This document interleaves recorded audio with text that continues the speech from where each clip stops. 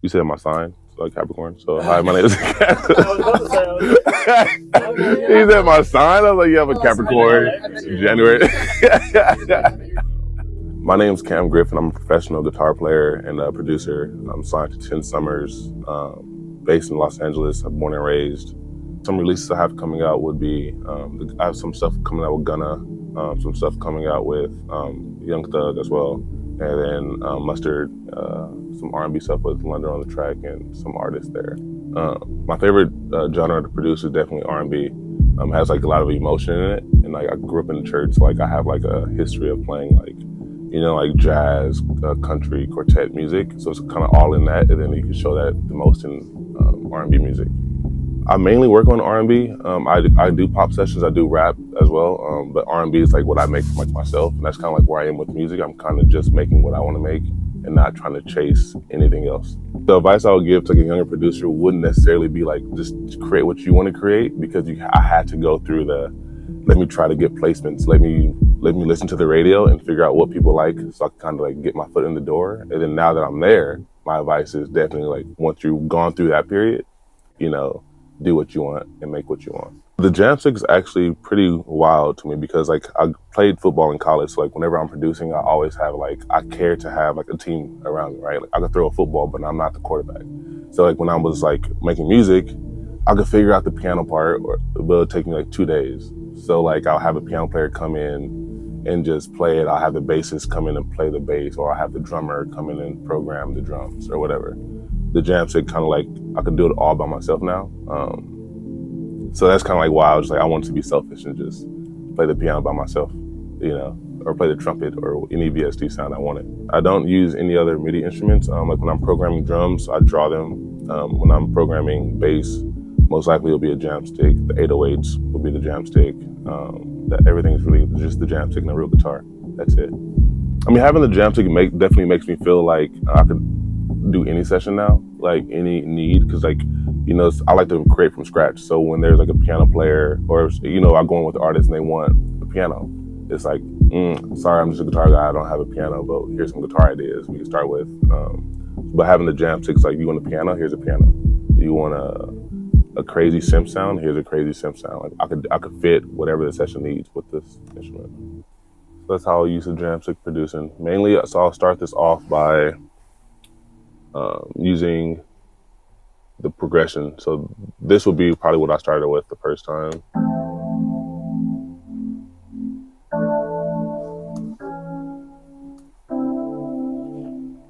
And you'll get like little flurbs in there. Like this one, like it should be technically all of it, but it's like the small stuff like that. It's like if I want a piano player, I would just have a piano player do it. But like this is why like the Jamstik will be special. It has like, it's not perfect, but it has like, it has flavor and character in it.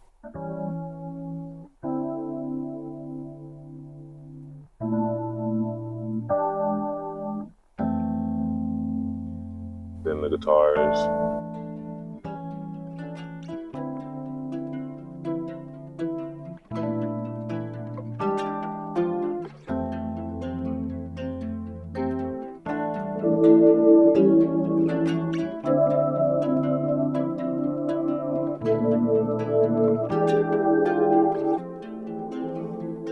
Yeah. So here it's like some of the stuff I did with the Jamstik. It's like I believe it's like an organ sound.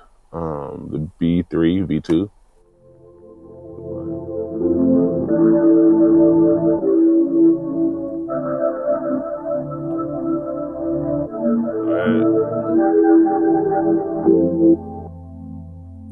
And then they're stacked with sounds like a regular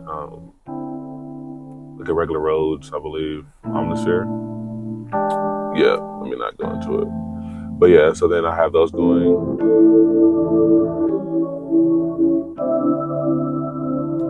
And then we stacked that with a bass I actually did. And this bass is from the Jupiter V8 plugin. That sounds like this. It's like a stand-up bass, which I love the tone of it. Then together it sounds like that.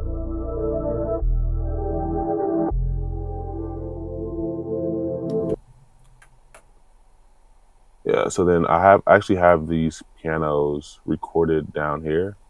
and audio. So so I'm sure pitched up 12. This one might be up 24, and this one's down 12, and then panned. So this is the main.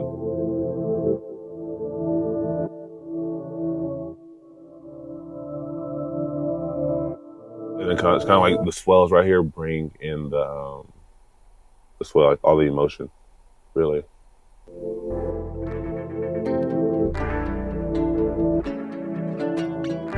Then we have guitars, nylon, pitch down 12, creates layers, and drums.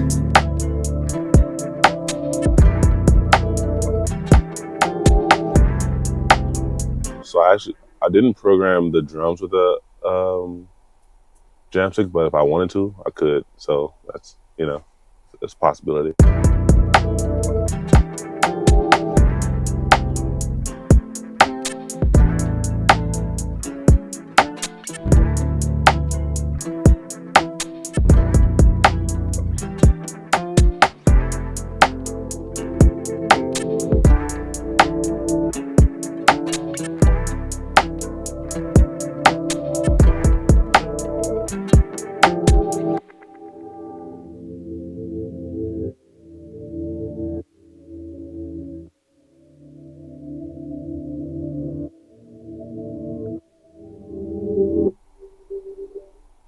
Yeah. I'm a producer who I'm very much like in touch with like mental health and like all that stuff. And like, if I don't feel like creating, I won't create. If I don't feel like sitting on my computer, if I don't feel like going to that session, I would just go outside or like go to sleep or do whatever, anything else, watch TV, go for a drive, do anything other than music. I'll just take a break. We understand that like music should be easy, right? So if I'm sitting at a computer for hours, I'm like, I can't come up with any ideas, it's most likely not my day. So it doesn't make sense for me to just sit here and work through that. It's like, let me just go take a breather and come back and then it'll happen in 30 seconds. I'm a guy, like I'll book a session. It's like you come over and I don't feel like doing music, or you tell me like, like my girlfriend just broke up with me. The last thing we're gonna do is make music. Let's go grab some sushi real quick and talk about it. And we'll do music next week because like it's music, it should be fun. So like if you're not in the right headspace, let's just wait and just hang out as homies. Like be friends with each other, not like just this transaction.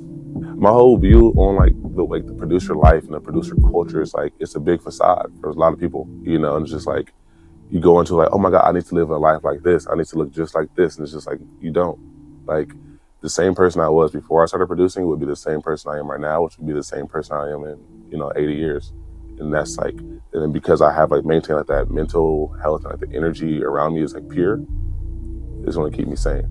The way I think about working with artists, right? They're people. I mean, that's how I got to college, like talking to the professors like they're people, right? Not that you're my professor, just that we're gonna hang out. It's like when I'm working with an artist, it's very much like, I wanna get to know you on a personal level. I wanna get to know like, how are you feeling? Like what makes you laugh? Like, are you a type of person who loves to joke on the session? Are you a person who likes to, just work hard and work fast? Are you the person who wants you to play beats? Like, like how's your mom doing? Are you the only child? Like asking like questions like you're getting to know someone. Therefore, it's not a transaction. It's like I could come in and play the best beat ever, but if I don't say a word to the artist, if they're not smiling, they don't laugh, they're just on their phone, that song might not come out. But if it's a song that we did on my rooftop when I had an acoustic guitar and they were just freestyling and we just happened to get a voice note of it, and that song will come out quicker. That song is like, oh my God, I love this. I love that guy. Like, it's like, it was just a fun, memorable experience for the artist. My name's Griffin, and this is how I used to Jamstik in a live session.